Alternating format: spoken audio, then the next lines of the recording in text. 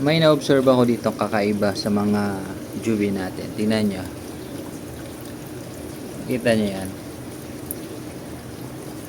Nagkukumpul sila sa may drip system natin.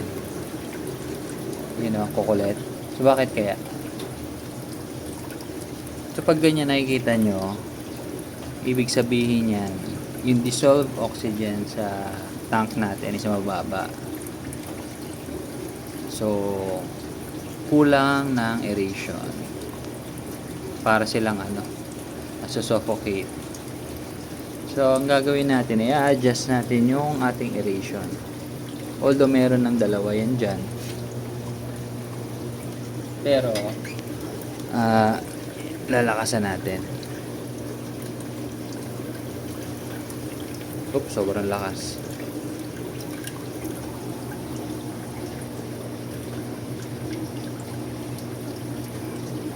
Kaya, lakasan lang natin.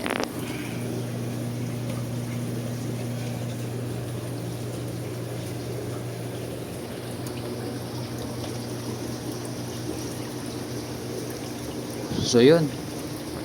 Saan na sila? Ayun, nagpugasan na. So, ganun lang. Quick tip lang yon.